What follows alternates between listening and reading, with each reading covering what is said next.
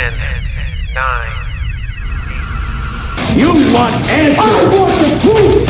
Get ready for two guys who can't handle the truth. I want the truth! You can't handle the truth! But we can. Dave Palumbo, Chris Aceto. RxMuscle.com presents Heavy Muscle Radio. Welcome to another episode of Heavy Muscle Radio. I'm Dave Palumbo, and I'm joined, as always, by the technician, Chris Aceto, on this November 13th, 2017 afternoon. This is the week of the NPC Nationals and the FERRIGNO Legacy Classic. So, huge weekend coming up this Friday, Saturday, Sunday weekend, Chris. I know you're not going to be making it down to Miami this year, probably for the first time in a very, very long time. You'll be greatly missed. Well, there's always next year, I guess. I don't know. What can I say? There's always Paris? Is that what they say? Is that the expression? Well, there's always just another show. I have missed a lot of them. You've been to more than I have this year, actually, in all honesty. You went to the USA, and I didn't go to the USA. That's right. I'll go. I'm only going there because, number one, I have a lot of clients in the show, and number two, I can drive there, so I can rationalize that. You know, it's only a 2.5 hour drive for me. I'll head down there on Friday morning, catch the men's prejudging, classic prejudging Friday night. I'm staying at your condo even without you. Friday night, I'll be at the show all day Saturday, and I'm going to try to drive home on Saturday night. I don't know, but if I get really tired, I'll go back to your place and crash. Just because I don't want to get into an accident driving home, but I'll be bringing Tyler with me, so we'll be doing some videos and wrap-ups and all kinds of good stuff like that. I'll have to find some. Who am I going to do my wrap-up with who will be as honest as you will? You can get, let's see, the guy from Star Trek. Jason Genova. No, the guy from Star Trek. George Takei, but then he might grab my penis. Right? Isn't that what he's being accused of? Of drugging some guy and giving him a blowjob or something like that? Yeah. Well, you can get Harvey Weinstein or Kevin Spacey or Roy Moore or Trump. That's true. Everyone's being accused. Everyone's. I'm waiting for them to accuse like Hillary Clinton or something like that of groping some female interns or something like that. We haven't heard. No, I'm not making up. There's a video out. There's some weird fake news video out about her and Anthony Weiner's ex. Oh, really? Yeah. Who would have known? Who would have guessed? Supposedly Putin made it up, but I don't know. So I saw some fake news about Michelle Obama being actually a man. Did you see that? Yeah, that's been out forever. I know. Oh my God! Who makes these things up? You can go on a Facebook page of Republicans who absolutely believe it. Well, because they want to, yeah. Yeah. Or just as crazy, you can go on to play devil's advocate, a Facebook page of Democrats who believe anything about a Republican, about Trump or about George Bush or about whatever. Yeah. Pretty crazy. It's going to be a big week. It's a lot going on, a lot to talk about. I was visiting my dad this afternoon at the assisted living place, the nice one where he's back at. I love it there. And these two black nurses always they tag team my dad I always see him there every Sunday, and they I guess they work, I don't know how many days a week. They love my dad, and my dad is fearful of them, even though he's got a big mouth to them, because they don't take any of his shit. They even told me, they're like, these other nurses, he bosses them around. We don't take his shit. We lay the fuck down. I'm like, you got to do that. My dad will take advantage. He'll victimize you. He goes, we know how to. We tell him, listen, Palumbo from New York, we don't take no shit from you. The funniest story they told me though about him was they told him to lay down, and my father told them it's lie down. Cause my dad likes to correct people's grammar. So I said, well, what did you say back to him when he said that to you? She's like, I told him, lay your ass down, honey. I don't want to hear any of your bullshit. It's so funny, Dave, because my father is in, as you know, the memory unit. Yeah. And I went to visit him, or had a quarterly review, kind of like parent-teacher conference, with my mother. And who's got a great memory, and the head nurse, and there's a new head nurse. Yeah. and she's Italian. My father's Italian, and I asked, "Is he abusing people around here?" Meaning the staff, and she said, "Not since I've been here." She laid the law down? Yeah, she said, "I laid the rules down for him. You ask nicely, you say please, you say thank you, and we'll treat you like, you've never been treated. If you abuse people or be rude to people, we're not even going to respond to you." Right. I said, "Well, that's a good rule." Yeah. My dad takes advantage of the Asian women and the regular, like, white women, that are a little younger. He eats them alive. He don't touch him, does he? No. He's not he's mentally abusive to them. Well, he's the same age. That's true. If he might ask them out on dates if he thinks they're attractive. But most of the time, he thinks they're hideous. He'll tell them, you need to lose weight, you need to get on a diet, you need to get someone to do your makeup, or he's like, I'll make an appointment with my brothers who cut hair to fix your hairdo. He's brutal. Oh, he is, and he doesn't even realize it. He thinks he's actually doing them a favor, which he might be. As long as I'm not in the room and he says it, I don't care, because I'll just say, well, he's demented. What do you want me to tell you?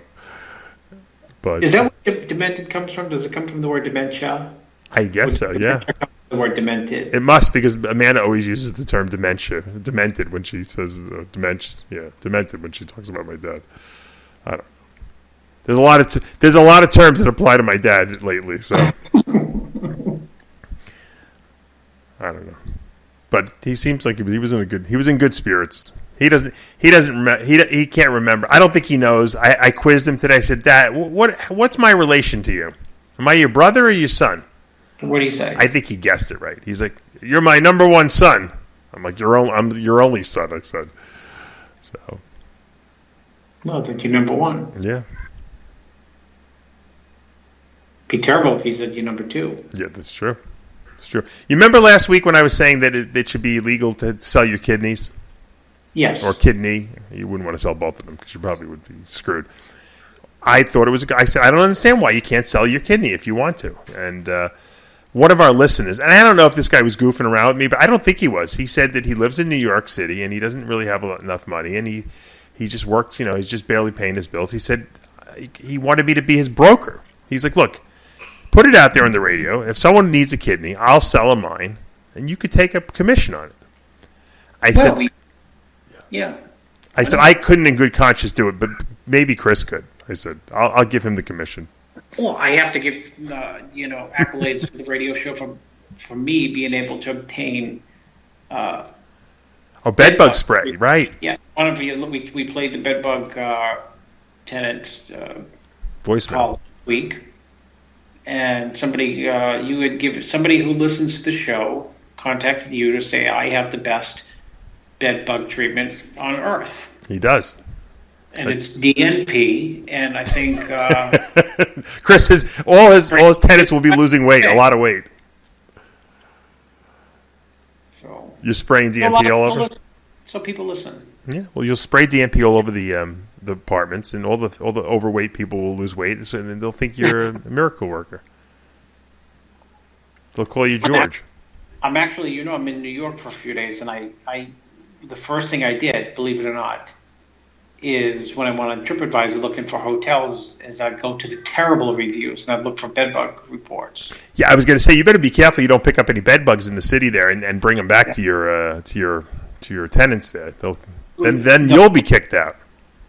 The hotel across from Penn Station is loaded with bedbugs. Really? Wow. Oh, look at where people travel in and out from mostly, right? Penn Station. Yeah. I will say this, and I hate to make this generalization, but it is true. A lot of people who fly in from Europe smell pretty bad, and I don't know if they're carrying bed bugs with them, but I do notice that whenever I get off these European flights with Europeans, and I don't know if it's because they don't use deodorant, because I know a lot of Europeans don't, shave their underarms, they don't use deodorant. But there are a lot of Europeans that don't smell, too. So I'm wondering if there's just, maybe there's a lower level of cleanliness there. And it is possible, I guess, to bring bed bugs from Europe into the United States. I don't know how they prevent that.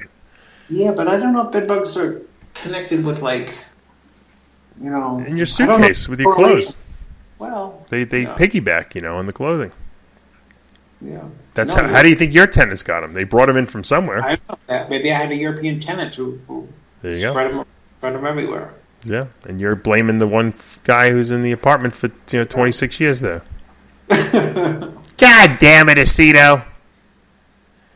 You're trying to blame the bugs. You know the woman downstairs has bugs. I sent you the no heat call, lady, right?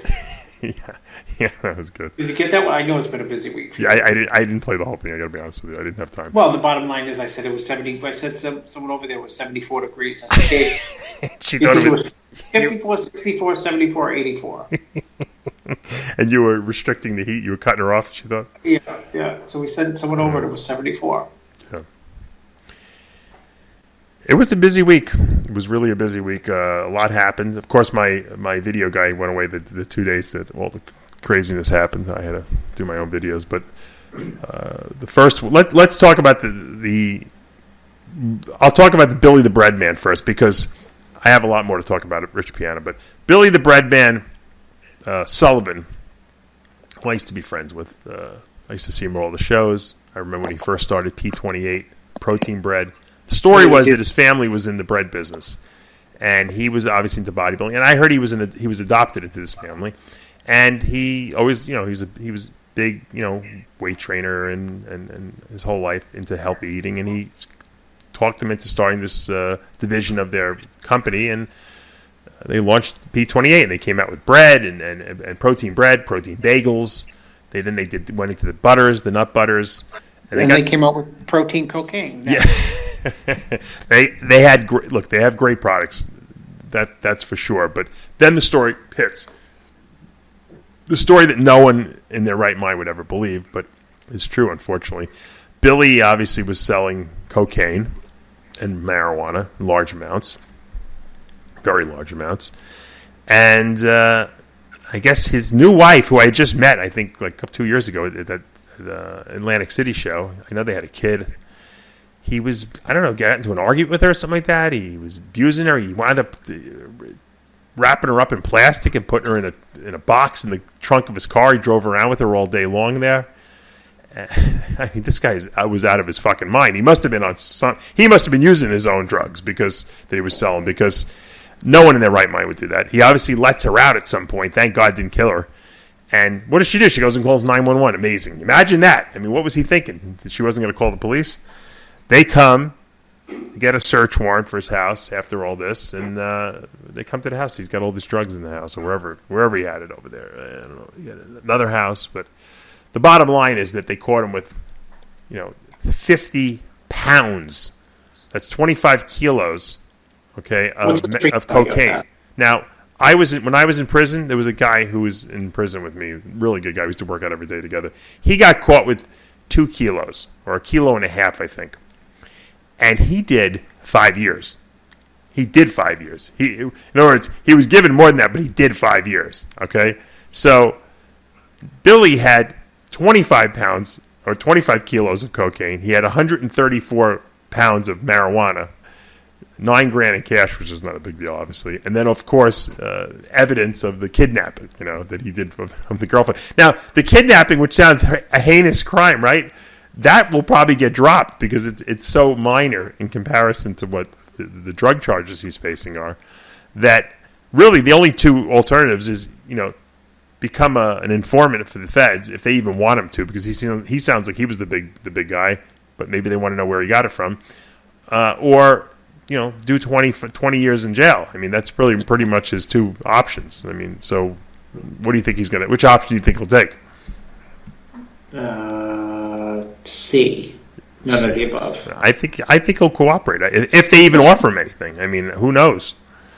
But he may claim innocent. Innocent. What is he going to say? Where did it all come from? They probably have. They probably been investigating for over a year, I'm sure. Of course.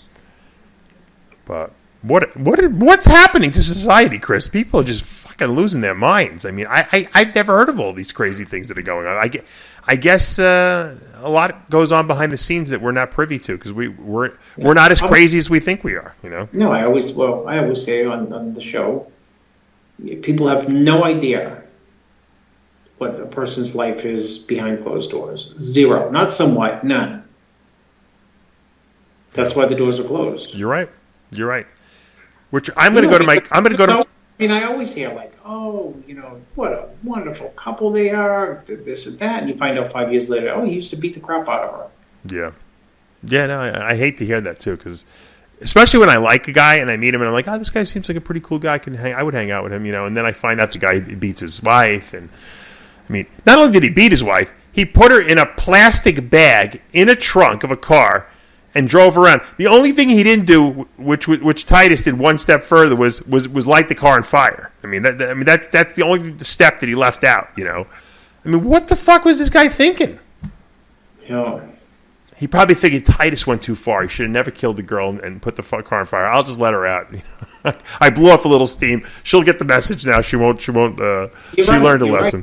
Right. As bizarre as that sounds, yeah, he thought he was going to teach her a lesson. I'm sure he thought that he would teach her a lesson, and that she'd be afraid of him enough to the point of she'd be extra subservient to him. Yeah, this is the mother of his child. That don't matter.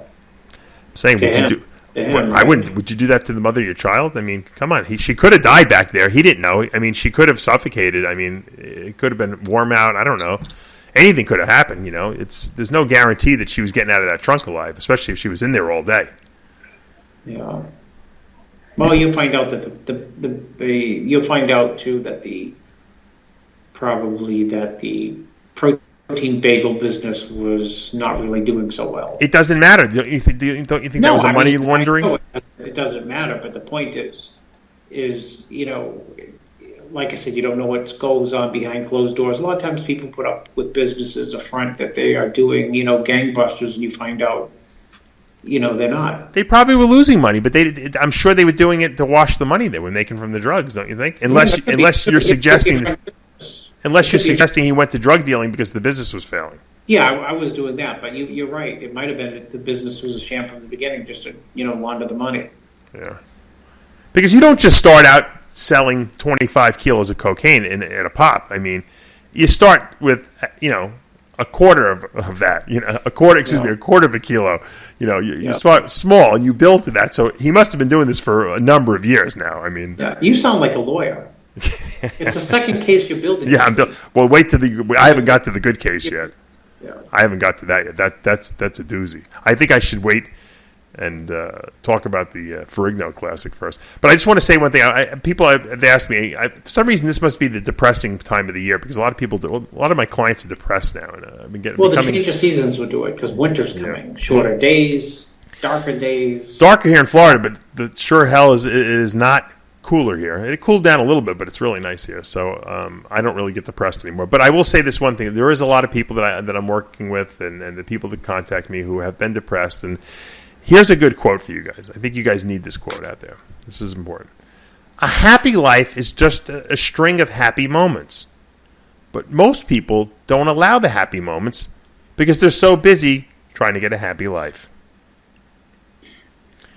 Now, this is an important quote. I'll tell you why. And I feel like I said it before, but I have said that. I have said it before. Okay, I'm not losing my mind. But I think it was relevant to when I see a quote that I feel is relevant, I have to say it, even if it's a repeat.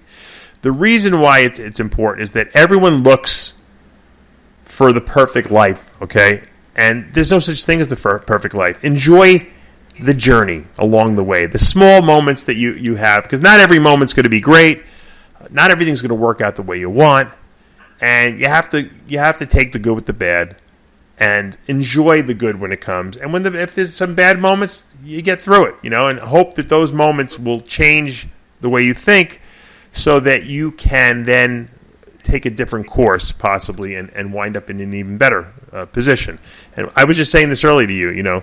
Sometimes I lose employees, things go wrong, and it turns out it works out for the best because I actually find myself in a better place with more opportunities. So don't look down at the negatives in your life. Look at them as lessons and just enjoy the happy moments as they occur. Having said that, now we're going to go to a less happy moment. Oh, you know what? Now, let's go to some happy stuff because I'm being too solemn right now.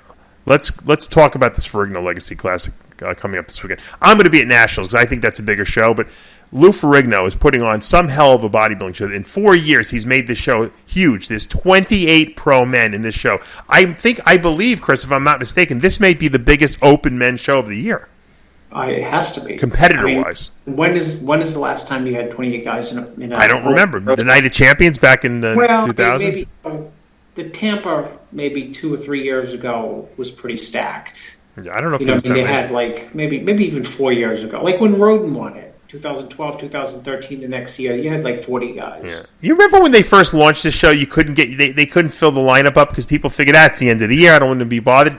I'm telling you, there's so many people in all the divisions, from women's physique to pro bikini to men's physique to classic physique. Every single one of those has got at least 30 people in the lineup. It's amazing. I can't even believe it. Congratulations to Lou and Lou Jr. and Chris Minnis. You guys, you did it. I mean, you attracted a solid lineups. I mean, this is serious. Seriously, at the end of the year, who would have thought, Chris, in November they'd be having pro shows with top lineups in them? Because most people after the Olympia shut it down because they're getting ready for the Arnold. Again. Yeah, well, that and people who aren't top 3, 4, 5 at the Arnold or Olympia, they still need a show to prove themselves in, to do well and be competitive in. Cedric McMillan won the Arnold to start the year, and now we find him in almost the last show of the year here. He's entering. I don't know what his purpose in this lineup is, what he's got to prove, really, especially since he's the Arnold reigning champion. I know he left the Olympia on a bad note, and he probably got a gifted 10th place there, but if I were him, I would have just gotten ready for the Arnold. And I know you haven't been really talking to him. I think Cedric's doing this on his own. What do you think about this move from a strategic standpoint? Well, I think it's always good to compete a lot for Cedric, because he could have competed in 25 shows in the last 4 years and won 22 of them. But it always seems like he picks the wrong show. You ever notice that? In other words, Dexter's picked 1 million shows and won 1 million shows. Yeah. Do you think that Cedric could bring the goods? Yeah, I do. Okay. I do. Absolutely do. Hell yes. Do you feel that he has to be considered the favorite going into this, seeing that he is the Arnold Classic champ? Yeah. You just said it. He's the Arnold Classic champion. He's not the, Tampa Pro winner. You know what I mean? I mean, he's beaten everyone that needs to be beaten, with the exception of Phil at some point. You know what I mean? More to some degree. Well, let's go over the lineup. Let's look at see who's can be considered a danger here. We have Fouad Abiad in the lineup, from who's always dangerous. I don't think he's in the league of Cedric McMillan, but he gets hard, and Cedric, as we know, sometimes doesn't come in at his best. So he could be a dangerous guy. Who's this guy from Kuwait? Is he a Suleiman Altercate? Is he a Oxygen Gym guy? Suleiman I think Suleiman. I don't know who Suleiman is. Is he a Camel Crew? Oh, Suleiman. Yeah. He is Camel Crew? Okay. Yeah, he's pretty good. He turned pro last year. Okay. He's okay. Well, maybe we get another sleeper. Yeah, he's good. Now I see Aaron Clark is in the lineup. He's making his open debut here. What do you think? What's your prediction? Will he be better than we've seen him ever? It probably doesn't matter with this type of lineup. In other words, it's a lot of depth. Mm-hmm. Could he place top 5 here? Keep going through the list. I doubt it. Brandon Curry, obviously, we know is very dangerous in this lineup as well, coming off of a very good Olympia. He probably will be the greatest challenge for Cedric. So, let's see who else is in this lineup here. We have Joe Mackey, who you're helping. Yeah. He looks great. Sent me pictures. Blair Money, who I think has got potential to be dangerous in this lineup. He's a very good bodybuilder. Brandon Ray. Very good bodybuilder. Can always be dangerous. Brad Rowe. Very good bodybuilder. Yeah. Daniel Toth, who we saw knock the socks off of everyone a couple years back, and then he just hasn't put it all together since then. Wishy-washy. Has been a good bodybuilder, hasn't been a good bodybuilder. Josh Wade, who seems to have been making improvements every time we see him on a stage. Agreed. So he's good. He could be good. And you said that, I don't see him on the list here, but you told me Jose Raymond's doing it? Jose Raymond's doing the show. He's Really? okay. Wow. In the open division, huh? Yeah. He can't suck down to classic physique. he's like 100 pounds overweight for his height. I think he posted a picture doing close grip bench presses the other day. I think he did like 22 reps with 315. So I don't think he's... That's crazy. So given that with the guys that I just mentioned, I guess we have to say Cedric and Brandon Curry have to be considered the favorites here. Yeah, they are considered the favorites. And everyone Jose else will be ripped to the bone and huge and full. Yeah, I think Jose will have trouble with those guys, especially since. But I'd love to see Jose and Cedric pull an Arnold Franco. Franco? Well, maybe they'll do it just because of Lou Ferrigno for all time's sake. You should tell. This is what you got to tell. Well, I know he listens to the show. So Jose, if you're listening to the show, when you get out there, okay, to California, find Cedric. He'll probably be in a hole in the wall someplace. You know that you'll have to like track his cell phone or something like that, or maybe contact him ahead of time. You guys got to get together and you guys got to rehearse like the Arnold and Franco poses, so you guys can get up on stage and you can put on a performance. I don't care if you both place last place, but at least the posing exhibition that will be fantastic. And I guarantee if you talk to Louis about it, he'll probably let you guys go up there and do it together. Guaranteed. They're probably two of the best or better personalities in sport. Yeah, it'd be great. And Pose's a good poser, so he could certainly imitate Franco's poses. And Cedric knows all of Arnold's poses. Of course. It has even a few extra ones to throw in on top of that. So who played in that Whedon movie, Arnold? Sergio played Sergio, his father. Right. Arash played Frank Zane, which I predicted on this show. I was kidding. I said, who can play Frank Zane? Or you said, and I said, how about Arash? You're and right. I said that you said, Jose could play Franco. I don't know who they got for Franco. Cedric could have played Arnold.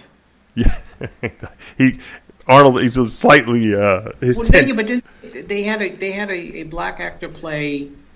Oh no, they had a white actor play Michael Jackson a few years back. Well, that I could see. They canceled the movie. Yeah. Oh, they did. Callum Van Moger was the Arnold. Played Arnold. He's that Australian guy from. No. Greg didn't get Oil Arms didn't get a walk-on cameo. They should have had the Barbarian Brothers in there. They could have played themselves. Samir could have played himself. Yeah.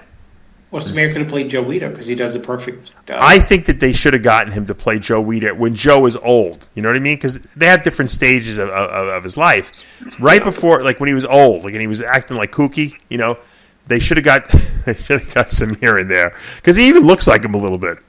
Well, they could have put the mustache on him. Yeah, they would have put the mustache on him. He would have been perfect. He would have done the imitation. The Einstein hair, right? No one would have worked harder than Samir on that role. We would have thought he was Joe Weider because I guarantee whoever they got won't look like Joe Weider that much. He probably might have the voice down pat, and he might be a good actor, but it's not going to be the same as if Samir did it. But how would they reenact the scene where Samir grabbed Joe Weider and slammed him up against the wall? Like who would play the young Samir? Like Samir would play Joe, but who would play Samir? Yeah, Samir's son, Sergio. He's got a son, Sergio, too? Yeah, he has a son named Sergio. That's funny. I think he's named after the myth. Oh, he did? Really? I'm pretty sure. Yeah, his son is, I'm sure his name is Sergio. That's 100%. Funny. He's got Sergio, Milos, and Nasser. No way. Does he really? No, he has Sergio. He has Sergio. I was kidding about it. You almost had me convinced right there. Unbelievable. I'm looking at the classic physique lineup. They also have like 30 people in there. I see Robert Timms is in the lineup. He's a good bodybuilder. Yeah. In the right lineup, he's a tremendous bodybuilder. He might be dangerous in this lineup. I'm trying to see if there's anyone else. I don't. To be honest, I don't know the guys as well. Sure. In the classic, well, once I know the top guys, but I don't know like the journeymen, as my dad would call them. Well, you don't know the young, fresh faces who might surprise people either. Right. That's right. Well, that's why I love this lineup because you're always getting new guys. Josh Thompson, I know is good, so he should do some damage. We got the pro men's physique. George Brown, I see in the lineup. Obviously, got to be considered one of the favorites in there. Trying to see who else is in that lineup. They got a million guys in this thing. Oh my God, can't even believe it. Pro Bikini's got 1 million people in it. Most people are from California, though. Oh, there's a couple from New Zealand, I see. I can't believe how many people in these lineups. If you want to check out who's in the lineup, you can go to ifbbpro.com. Good women's physique lineup. Some good talent in there. A lot of international. It seems like the international people come in for these end of the year shows. I think they figure they have a better chance to do well here. Oh, Carmen Tuchnik is in the show. She's the one who did my DNA analysis. She called me the other day. Actually, I missed her call. I got to call her back. But she'll be busy this weekend anyway. I'll call her next week. She wanted to go over my DNA with me, even though I kind of went over it with the whole world already in the last show. Yeah, you did. You did. All right, let me get to the story I've been holding back. The Rich Piana's autopsy report came in. And Anthony Roberts found it. Now I gotta give credit, even though I'm not a big Anthony Roberts fan because he's just a pain in the ass. But this kid freaking finds everything. I don't know how he does. Did you know that in Florida you could request the autopsy report of anyone who's been who has an autopsy done? It's like public record. Never knew that. It sounded to me like it was a HIPAA violation, like of their privacy, but evidently not. Yeah, you can't even get I can't even get my son's medical records from one hospital to the next without going in and personally sign for them. Yeah, but evidently, just like police. My wife always looks up people when they get arrested too. That's public knowledge too. New York, you can't find out if someone's got arrested, but in Florida, it's public record, and evidently the autopsies are too. So they got this autopsy report, and I'm going through the report. And I know a little bit about medicine. I'm not a doctor by any means, but I obviously went to medical school and I have a good understanding. And I'm looking at this report and I'm saying to myself, this guy's in pretty good health considering everything that people believed was wrong with him. I mean, he had some lung, pleural effusions and stuff like lung swelling and fluid accumulation there, but that's because he was on a ventilator for 18 days. You got to remember, this autopsy was done after he was on the ventilator for 18 days in the hospital. Same thing about he had necrosis in the brain, but that's also from being obviously he had some kind of oxygen deficit to his brain when he passed out, and the brain cells were dying off. And same thing, he had some fluid in his abdominal cavity, which they call ascites. And that could also be from being on a vent, from the medical experts I spoke to. So the gross abnormalities that they showed were really nothing related to the health of his body. His liver was in good shape. His kidneys were in good shape. His heart was in good shape. His coronary arteries had mild blockages, but nothing that would cause a heart attack or anything like that. And there's nothing wrong with this guy. So you figure, okay, well, the guy had mild hypertrophy of his left ventricle, which most bodybuilders have. That's to be expected. And so I'm waiting for them to get down to the toxicology part of the autopsy, right? The medical examiner puts down specimens were lost. Toxicological specimens are lost, meaning the blood samples, the urine samples they took. I'm like, what? First of all, on the scene when they arrive on a scene and they find a mound of dust, of powder on his kitchen table, which is what they said they found, right? Even though the girlfriend, Chanel, is saying that it was a pre-workout, they're going to test this guy for drugs, right? I mean, sure. Right? They got to do a screening on him immediately when they get there to see if he's he's OD'd on heroin.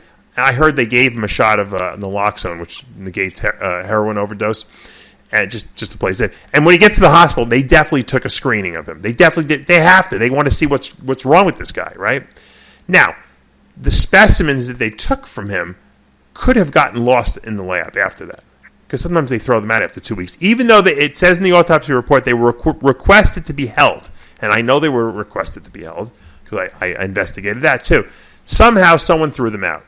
Why someone threw them out on a celebrity like Rich Piana, who's on TMZ, I have no idea. Okay, who's authorized to keep them and throw them out? I don't know. I guess the lab people were told hold these samples, and someone threw them out anyway, which right away seems suspicious to me. But what's more suspicious is the fact that why didn't the medical examiner pick up the telephone and call the hospital and say, hey, look, the specimens were lost. I want to see what the toxicology showed on this guy when he was brought into the hospital. So right off the bat, that sounds suspicious. Now, I'm going to stop the story for a second because just now, 3 days later, I received an email from an investigative journalist who listened to my video that I put up on rxmuscle.com and where I said I feel like there's foul play going on here. And he went and contacted the hospital and he asked them why was no tox screen done. And they said it was done in the medical examiner's office and that the medical examiner had it, but he didn't. I'm going to read what he said here. This is a great one. Our office did obtain and review the drug screen results from the hospital.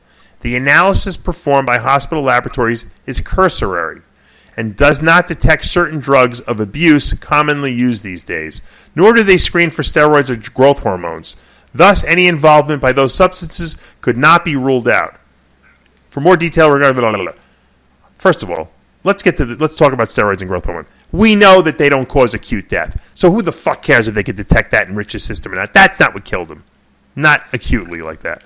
Okay? Now, what drugs don't these screenings detect? That they're saying, well, some of them don't detect certain drugs that are of common abuse. What, like ammonia or kitchen cleaner or antifreeze? They detect cocaine, heroin, and marijuana and amphetamines because that's what people come into the hospital with, and that's what kills people. So that's bullshit. All right, having given that explanation, where's the report? Why wasn't this report given to the medical examiner to put in the autopsy? Here's the screenings. They're negative. Okay, next case. Now, what I heard, okay, and I'm not going to even say who I heard it from because I'm not implicating any names at this point. I heard that he had nothing in his system and that it was just medical marijuana in his system that they found. Which, if that's the case, now, Chris, I am convinced that there's foul play here. I think that something happened, and I'm not accusing anyone. I know his girlfriend was there with him. I'm not saying she did anything. I think that maybe he was poisoned. Something happened to this guy, Chris. He is a healthy guy on this autopsy report. There's no cause of death. The medical examiner says, I cannot determine the cause of death. Well, something killed this guy. Don't you think a homicide investigation should be opened at this point? 46-year-old guy drops dead out of nowhere?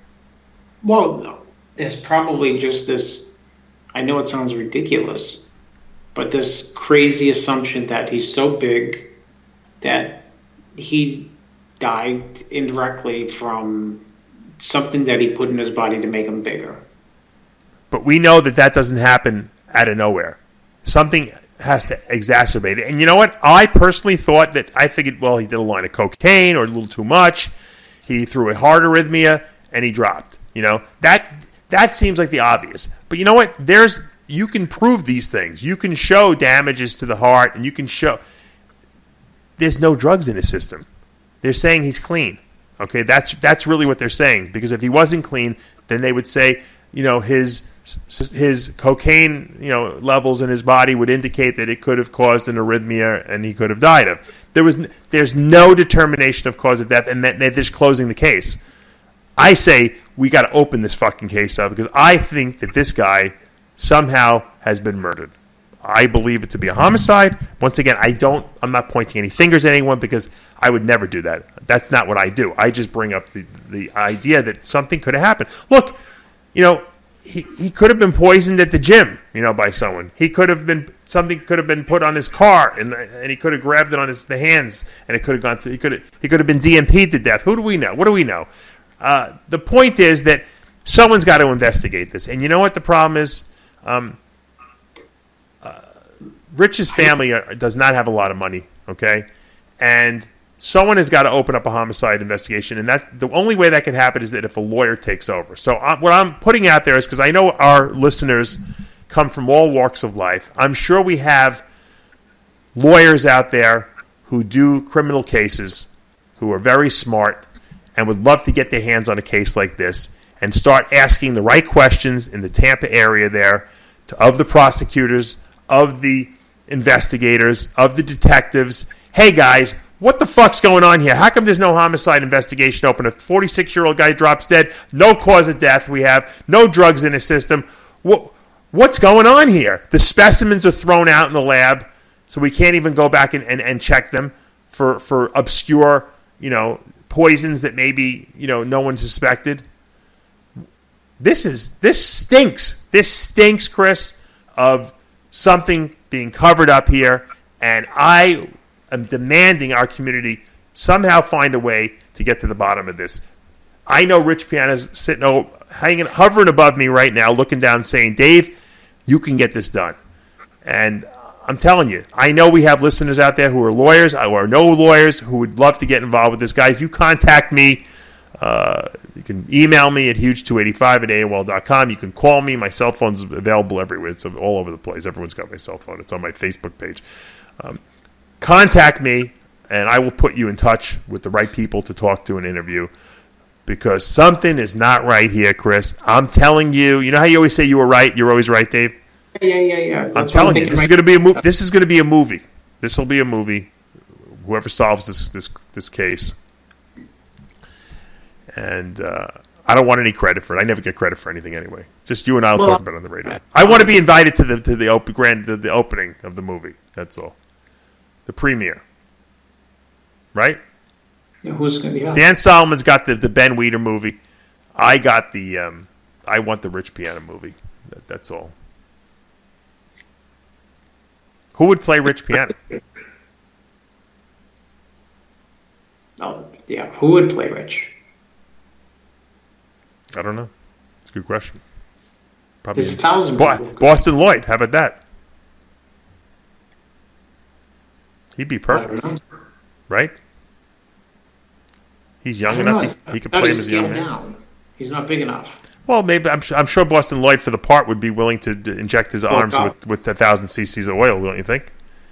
This is what we'll get. We'll get Boston Lloyd, and Greg Valentino will be the guy who advises Boston how to do it properly. He'd be an advisor on the movie. Greg needs a job. He needs money. Technical advisor. And it is who it is. Look, I love Rich. I really did like Rich as much as. Look, I call people out when they're off base, and when the whole racism thing went down, I called him out. But I also got him in the studio and I interviewed him, and we got him. He really told the world, what happened, and so that I respected him for doing that, because that was a tough interview for him, and it's sad that that he's gone. I miss him, and I know a lot of people out there miss him. All the people who watched his videos every day and interacted with him at the shows, and look, everyone's got foibles and everyone's got good and bad things about them, and Rich had his demons and stuff like that. But if it was foul play, it's got to come out. This cannot be suppressed. And if it was an accident, if he just died because he had poor health, then great. But it doesn't seem like that from the autopsy report. These guys can tell a lot from an autopsy. And they're not coming up with a cause of death. So to me, that smells real bad. And I won't belliger it too much. But any lawyers out there, please contact me. I'm opening up the case right now, Chris. You and I. I'm gonna get my. You ever see these movies where they have these investigators? They have these bulletin boards with all these key players in there, and the suspects and timeline. Timelines, right? Exactly. I'm getting everything opened up here, and I'm going to send all the evidence to Craig Titus, by the way, because he's got nothing to do in the. You know how they had to go to Hannibal Lecter, for the Silence of the Lambs. I'm going to Craig Titus. I'm going to send all the evidence, and I'm going to let Craig analyze it, because he's got the mind of a murderer, right? He's got the mastermind. He's got nothing but time in there. He'll figure it out, guaranteed. Yeah, well, he never admitted to it, right? No, but I'm saying he didn't admit to it, but he accepted a plea bargain. But my point is that Craig's got time to think about this, and he'll probably come up with the right killer. Yeah. All right, I want to bring up another topic. I got so many topics, I think we're going to run out of time. I like that being happy topic. Yeah, but I'm going to get back to happiness. I got a lot of topics. The funny thing about the NPC Nationals this weekend, and I can't really talk about it much because I don't even know who's in it. I know my guys, and I know your guys are in it, but I don't really, I don't like making predictions of just my people, because I know there's a lot of great people in the show. I do have some good, really solid competitors this year, though, so I'm kind of happy about that. And to me, this is the most fun amateur show of the year. I just think it's because it's in Miami, and I haven't really gone to the USA the past couple of years. even though that usually is fun too because it's in Vegas. But I like the Nationals. I think the Nationals is a more competitive show. I think they get more people. Too. I don't know why I'm saying that because theoretically USA is equal to the Nationals, although the Nationals does give 2 pro cards per weight class. I think the Nationals has always had a greater level of prestige. There's always been debate like which are the better champions coming out of the Nationals or the USA, and back in the 90s it was like back and forth. What do you think? I think the Nationals has more prestige. Who's the best national champion of all time? I don't know. There's so many good ones. My God. Lee Think Haney. about it. Who's won it? Lee Haney won the first one. Did Gaspari win it? No. Yeah. He won his class. Didn't he win his weight class? Kevin Levrone. Kevin Levrone won it. Did Coleman win it? No. Sean Ray won it. That's right. I mean, then you got the USA. You got Flex Wheeler. So got a lot of great guys who won. Jay Cutler won the Nationals, but he didn't win it. He only won his weight class, right? Yeah. I don't know. DeMayo won the Nationals. Yeah. Don Long. Don Long was great when he won the Nationals. Yeah. Mike Francois. Did he win the Nationals or was the USA? Nationals. Yeah, Nationals. You were there. Yeah. Chris Cook. I was just thinking of Chris Cook the other day. Chris Cook won the Nationals. Chris Cook may have been the only guy who won the USA weight class twice and didn't get a pro card. He had to go to Nationals. That was back in the days when you had to win the overall. Or actually, the second time he won it, I think 2 guys got it ahead of him. That's when they were picking 2 people. Well, this year, it's these shows are so huge now because they got classic physique now. It's like another bodybuilding division, and so a whole show. It's a whole nother show, right? I mean, and it might be just as exciting, to be honest with you, as Of course it will be. It's like having 2 Nationals. Yeah, it really is. I wish that's all they held. I wish they held just the men's. Remember they used to do the men's and the women on separate weekends? Yeah. And that was when it was just bodybuilding. You really could do it. I mean, I wouldn't have a problem if it was just the men this weekend, and then we had to come another weekend for the women someplace else. This way it would just be men's bodybuilding, it would be classic physique, and it would be men's physique. Wouldn't be too bad. It would probably be a very manageable weekend. Yeah. I don't know. That's part. It sounds ridiculous. That's part of my non-even desire to go to like a giant show because they're so giant. Yeah. Right. I enjoy the women's bodybuilding, and I enjoy the women's physique, and I have a few competitors in figures. So when I help people, I enjoy watching it. But by and far, there's so many people in the show that it just takes so long that what it does is it drains you.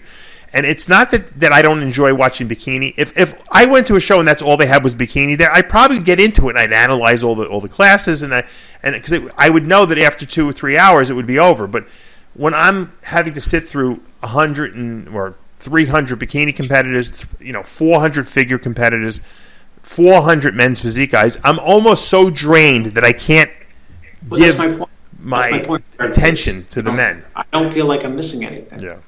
I will say one thing. I think last year, didn't they do the men first? Which was great. I think they did the Friday night. They did the Friday afternoon. They did the men's bodybuilding first, which was great because you and I were both juiced up. We were in prime form. Then they did the other classes after that. So, well, we'll see. I'll be there. Chris won't. I'll have to find someone to do some wrap ups. I mean, probably Tad the diet coach will be there, or John Hansen. I usually pick one of those guys, and they'll help me out.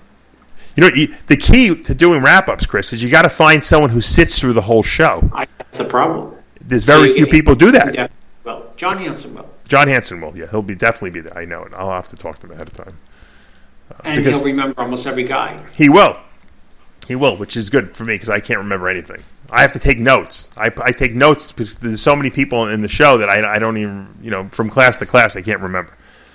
And it's very hard to analyze. Usually in the past, every year I've done every men's bodybuilder, classic physique, women's bodybuilder. I've basically done like my analysis of each competitor, and I'll try to do it again this year. There's just so many competitors nowadays, and then I usually just do call-outs for the other classes, or I just wait for Tad the diet coach to do them, and I just steal his call-outs. All right, what else? Let's talk about. I want to talk about something. I should probably do a separate video about this, and I might, but I want to bring it up here because I'm helping a lot of competitors out there who are taking growth hormone, Chris. And just recently, I've been getting into testing blood sugars lately. I told you that. And the way I got into it was Amanda, because she's pregnant. She had some gestational diabetes. Her blood sugars were running a little high on certain meals she was eating. So I decided to test my blood sugar, and I found that after eating very big carb meals, my blood sugar was a little high. And I'm like, holy mackerel. So I got a blood testing kit, and I talked about this. You can go to Walmart and get a blood monitor, and it comes with the little thing that nails your finger, and so you can get some blood out of it. You buy some testing strips. You put the test strips in the monitor. You take the blood into the test strip, and it tells you what your blood sugar is. And I've been testing my blood sugars consistently. Morning when I wake up, which is considered fasting blood glucose, which should really be under 90. They say under 110 but trust me, it should be under 190.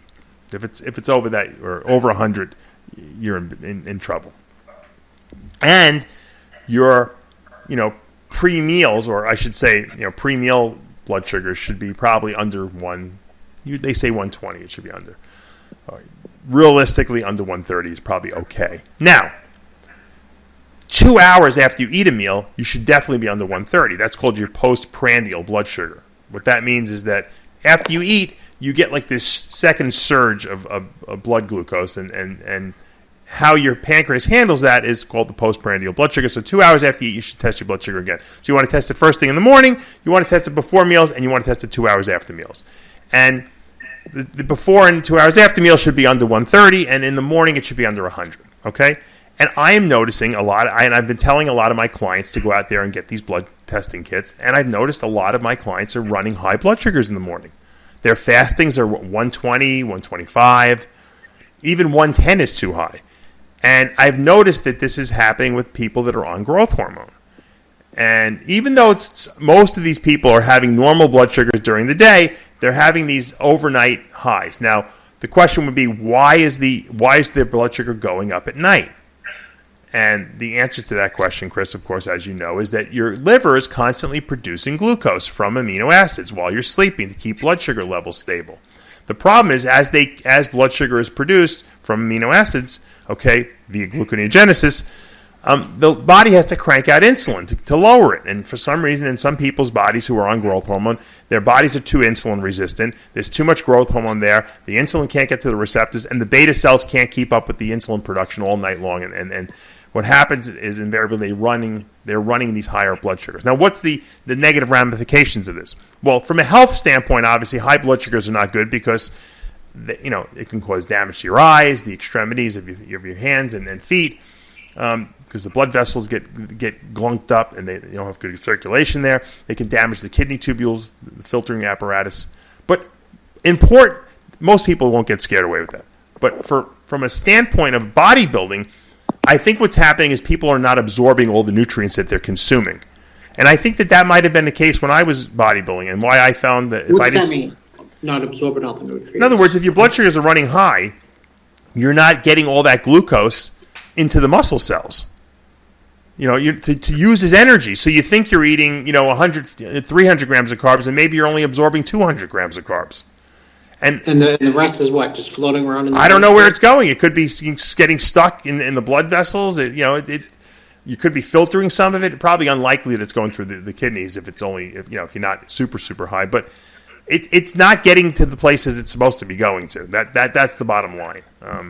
And that's a problem. I always found that if I didn't take insulin when I took growth hormone as I was, when I was growing, I didn't grow. I couldn't gain weight. It was like the food was going right through me. So I don't know what is going on physiologically, but what I'm suggesting is that everyone should go out there. If you're on growth hormone, you should even if you're not, test your blood sugars, like I said. And if they're high, then I think we have to create a new paradigm, of usage or I should say of health. And that might be that if you're going to continue to take growth hormone, Okay, and you're going to run high blood sugars. You're going to have to take a long-acting, or as we call it, a basal insulin. These are products like Lantus, Levemir, okay, Tessera, I think Tessera, I think it's called. There's a couple different ones out there. These are long-acting insulins. They last about, they're supposed to last 24 hours, but more likely they last 12 hours. So usually you take 2 shots of this. And I've been experimenting. I've been taking 10 units at night of Levemir, and I take 5 units in the morning. And my blood sugars have been running very, very good. And what that does is it takes the burden off my pancreas to produce my own insulin, and it allows the beta cells to rest and regenerate. And I'm going to do this experiment for a couple months, and then I'm going to stop it. I'm going to see what my blood sugars are running and see if maybe my beta cells regenerate. Because I'm not on any growth hormone, and I'm running slightly high. So, because there's also evidence, Chris, to suggest that this extra glucose can accumulate in the brain, and over a long period of time can cause mental, decline, dementia later in life, beta amyloid plaques, which we see in Alzheimer's. So I'm doing some testing on myself, but I want a lot of bodybuilders out there to contact me, do these tests on yourself, and if you find out that you're coming back high anytime during the day, I want to know about it. Email me. I want to know about it. I want to collect some data here, and I want to maybe design a protocol for bodybuilders on GH to use as a safety net. And what you'll notice is you'll grow better on it, because if you're not absorbing all your glucose, okay, this basal long-acting insulin will enable you to. And it's the good thing about it is it's not like fast-acting insulin where you take too much and you go low and you feel hypoglycemic. You don't go low from long-acting insulin. And despite what Milos thinks, long-acting insulins aren't what they used to be back in the day when they used to have these different. I forget what they were even called back then, but they would get spikes. Like they would peak every so many hours. These long-acting insulins are gradually, and they release into the bloodstream nice and slowly. You'll never even know that they're even happening. I never have gone low, ever. Even I take them before I go to bed without even eating, and I don't go low. So it's just replacing your natural long-acting insulins, because you really have 2 phases of insulin production: the immediate release of insulin, and then the longer, slower-acting release of insulin in your body. So the reason I say this once again is because I'm concerned about the health of the future health of our generation of bodybuilders, and I also want to see people, growing well as well. So this might be a new I guess you could say, a new avenue into muscle development and safety and health in our bodybuilding industry. So let's do some testing. All my guinea pigs out there, collect your data and send it over to me. All right, that's my. See, if you notice, Chris, I'm like in organizational form today. I'm organizing Rich Piana, homicide investigations. I'm organizing insulin and growth hormone studies.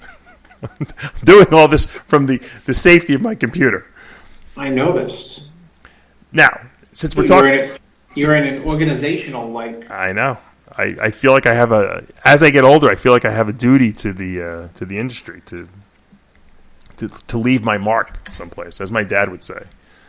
Mm-hmm. All right. The other thing I wanted to bring up is someone sent me this study that was posted on, I think, Rob DiMaggio's Iron Mag site or whatever. It says decadurabolin may cause brain damage. Have you seen this study? No, but I disagree with it. Yeah, me too. I think Donald Trump would say it's sabotage on the American public. I'll tell you why. Everyone knows the hormone decadurabolin, also known as nandrolone decanoate. A lot of guys use it for building muscle. It's great for making the joints feel good when you're on a cycle. But according to researchers at the Semenon University in Iran, see the Iranians, they're probably trying to sabotage us, right? All us bodybuilders.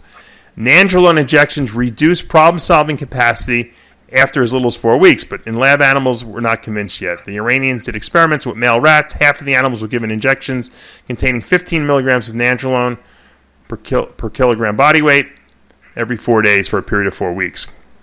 Converting this to human equivalent would mean that a pharmacological bodybuilder weighing 100 kilos who injects once a week would have a dose of 570 milligrams of nandrolone per week, which is about what a lot of people take, I would say.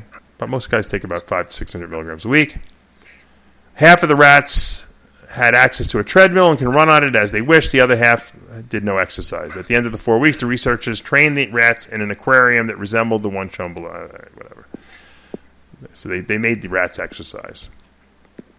And they made they measured how long it took the animals to find this platform where the little wheel that they ran on was. And the rats that had been allowed to run on the treadmill discovered that the platform faster than the inactive rats. So exercise makes the rats cleverer, according to the study. The sedentary rats that had been given the nandrolone, on the other hand, took longer to find the platform, and even longer if they had been allowed to run. So nandrolone made the rats dumber, according to the study. And physical exercise boosted the dumbing down action of the steroid. Maybe it made them lazier. That's what I think. Because they said, fuck it, we're building muscle. What do we got to run for? Yeah. Seriously, maybe it made them lazier, that's all. So this was the final conclusion that this study came to. Our findings suggest that chronic use of anabolic steroids disrupts learning abilities of young student athletes who may be abusing anabolic steroids and are not learning new concepts in school. Can you believe the deductions that they came to according to this? So people are asking me, Dave, should I take nandrolone or is it going to make me dumb? I said, if you're taking steroids already, you're a dummy. So what do you want? It can't make you any dumber. No, it's not going to make you dumb. So stupid. Maybe people who take steroids are more interested in athletics and less interested in academics in general. Wouldn't you say? Yeah, it just seems like there's a big stretch there. Rats, I think so. it's that, finding their way to the exercise device. All of it seems suspect. Here's, if you want to do a good study, you go get a couple of MIT graduates and give them nandrolone, and then test their IQ after they use it for a while. Just ask them how the grade's going. Yeah, they'll probably go up in value. No, what happens? You take steroids, you want to work out more because you want to see you get more involved in your body and the way you look. So of course they're going to dumb you down. Who the hell wants to sit and read books when you put building 20-inch arms, right, Chris? Well, you might work out more and feel better about yourself and be able to concentrate better. Oh my God, Chris, what's this world coming to? Everyone thinks they got the answers to everyone, and the truth is we have no answers to anything. Well, I said really before the show started, we were talking about a couple of people, and I said, "What's the thing you'll never hear from them?" And I said the answer would be, "I don't know." Oh yeah. In other words, know-it-alls. Look, if anyone has a kidney for sale, actually, if anyone needs a kidney, contact Chris Aceto. I'm not selling anything. Chris will be the broker in this deal. We have a listener who wants to sell his kidney. I don't know what he's selling. Chris, what would you think a good price on the market for a kidney would be nowadays? I don't even know. $100,000? $100,000, right? You could sell a kidney to someone in 30 seconds for $100,000. What's a good commission on that we should take? 10%? 20. It would be 20. Honestly, it'd be like a 20-25% commission. Right. Now here's the kicker. Because real estate broker gets 6% residential, 10% commercial. Right. And all they're doing is showing you something. Right. Well, we're basically we're finding saving someone's life. Yeah. So we should feel good about it. Actually, yeah. If this nutcase wants to give up his kidney, then who are we to say that he shouldn't do it? Same like a drug company selling some like life-saving drug. They say, should we sell it for $10 or $20? And someone says, "Oh, we're saving someone's life. Sell it for $3,000." You know what the weird thing is? We might get some listeners who need a kidney, but you have to be a match for the guy too. So that's a problem. So we got to make sure you're gonna have to go for testing. Makes it even more expensive. Yeah. Extra rare. Yeah, absolutely.